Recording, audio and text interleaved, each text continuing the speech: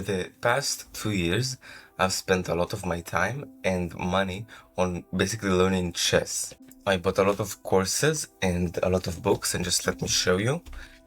So all of these hive, okay, so the hive you can see right here, all right, and the books down here. It sums up into approximately 20. And what I'm going to do in this video is I'm going to show you some ideas that I've learned that have been very helpful to improve from beginner into advanced in chess. I myself am not a titled player whatsoever.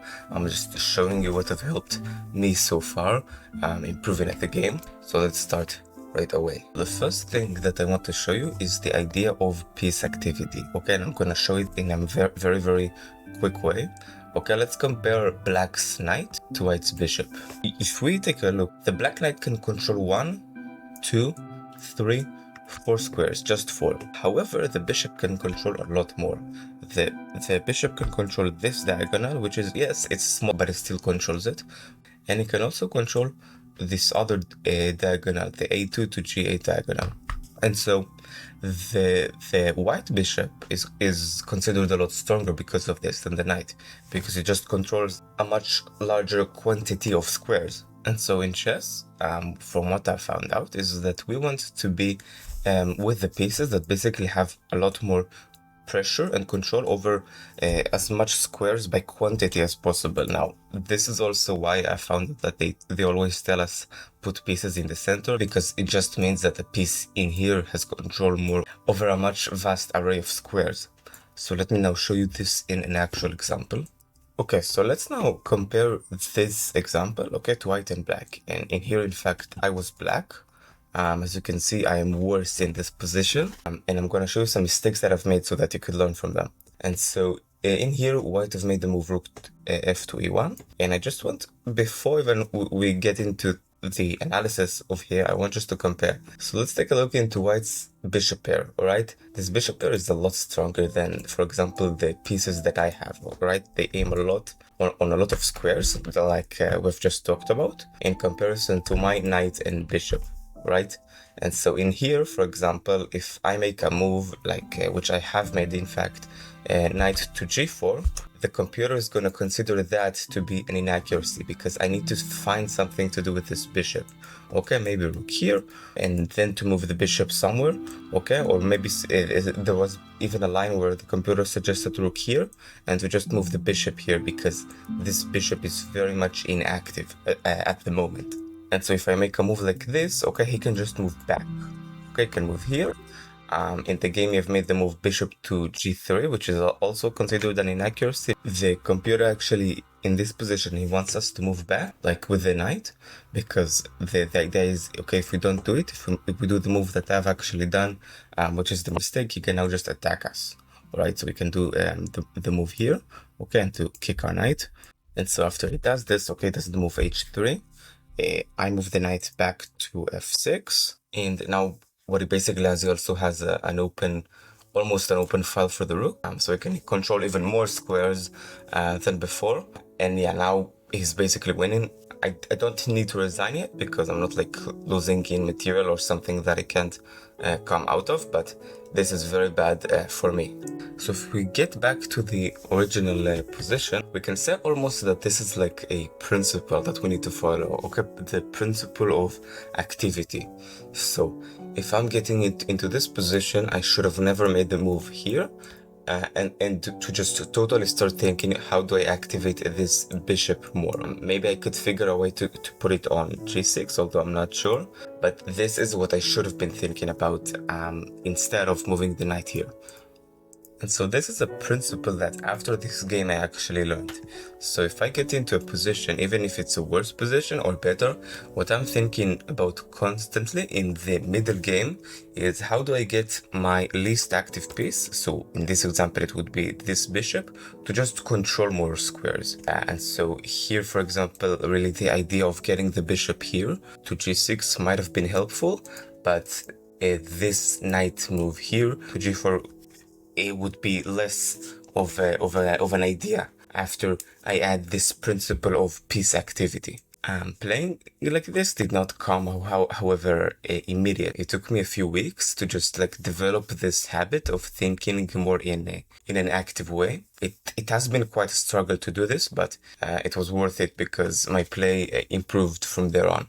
And so we can almost like construct it in a way after the opening. So basically, like if we write this, okay, we can write activate positional principles, okay, and the idea is we are not looking for like a plan, okay, or anything like this. We're looking for principles because that would make our play a lot more our thinking a lot more independent in every game. So if we're getting, for example, into an opening that we have no idea, for example, let's say you're playing, okay, and you have no idea of the opening that you're going to face, okay, but then positional principles will come into your mind, okay, and it'll be just easier to then navigate the opening. And so if you're verbally asking, okay, what we can do is we can ask, what is my least active piece and where can I move it? And so when I ask it, I think about this bishop, okay?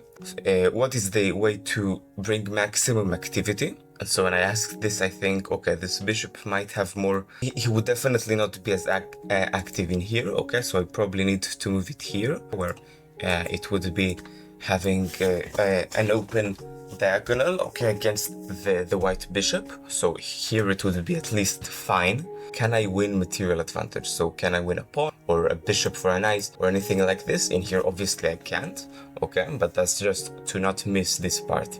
I'm bringing here another example, okay, from a game that I've played. And what I want us to do is a little exercise, bringing these new principles and ideas of piece activity. Again, the principles are basically maximum activity. Asking what is my least active piece, just to practice. And let's say for a moment that, okay, we know where white is a little bit better, but I want you to make your judgment of the next moves, okay? Are they good? Are they not? And again, using the principles that we have just learned about of maximum activity, of basically asking what is my least active piece, is there material that we can capture just so that we wouldn't miss it? So let's start. White have made the move f3, and black have made the move knight to h5. So now we know that this move is probably bad, but I want you to think, why precisely is this move bad? And so my answer, the idea that I have is that we can probably move this bishop away somewhere, and then we could just attack this knight again. And what happens is after we attack, okay, someone in the future we could do g4, and we can start launching an attack against the king because of this. And so this not just like moves the same piece twice, because you already have like a bishop here and a knight and even a queen, okay, that are not doing anything because we need to also connect the rooks. I'm just like already going to start attacking because of this. And so let's say for a moment white, because of this, actually does the best move, okay, bishop to e3, black does the move c5, attacking the knight, which is okay.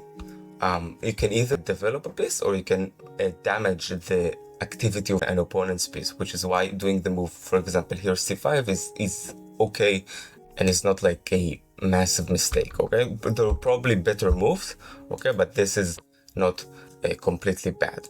Okay, c5, knight to f5, okay, let's say he moves the knight away, bishop takes, pawn takes, and now black does the move knight to d7. And again, let's think, why is this a bad move? Okay, because you probably see like the evaluation bar thinking about it. So what is this move? Okay, is this a good move or a bad move, and why? So let's take a look here. This is a game of when the two sides are doing castling to an opposite side. Okay, so basically black castles king side and white castles queen side. Okay, so it's an opposite castle. And in games like this, you want to be the person who attacks your opponent as much as possible and as fast as possible, okay, and to get the pawns to the side of the enemy king. Does it support the pawns in here? It does in a way, okay, but why not to do just the move knight to c6? It supports them a lot more, obviously, in here. Plus, it supports the activity of the knight, okay? In here, it would control less relevant squares. Again, black, okay? And just like white, they want to make their attack come to the enemy king first. In games like this, where they castle to opposite sides, we just want to attack as fast as possible. Open up a file, maybe, probably this or this one will be opened, and just to attack basically. It's I know it's repetitive, okay, but that is the main idea in this type of games. And so if I do the move here, knight to d7, this knight would be a lot less involved in the attack, okay? He would aim more towards these squares, whereas here it just becomes very clear, okay? We wanna come here, support our pawns, okay, when they progress in the attack. So to sum up this video, okay, what we want to do is act with principles in the middle game. Okay, so basically after we castle and the opponent castles, and what we do is we ask, first of all, what is my least active piece? In here, black found that his knight is the least active piece, which is a good thing, okay, because he's already like worse, okay, so he needs to activate as quick as possible. This is the first thing. And then when we have found, okay, what is our least active one, we just ask, okay, where can we activate it the most, okay? That is for most cases. This is the second thing. And the third thing, okay, just that we wouldn't miss, we also ask, is there a way for me to win material in the position? And a material can not just be like capturing a pawn, it can be also winning a bishop for a knight, for example. I know here we cannot really do it, okay, but this is just in very concise terms. Alright, so if you want to see more videos like this, okay, then obviously like you can subscribe and YouTube will show you more of these. If you want also, then there's the first link in the description where I will personally take you to 1500 in chess. Would be the main goal. And there's also the subscribe button if you want, and I'll see you in the next video. Bye bye.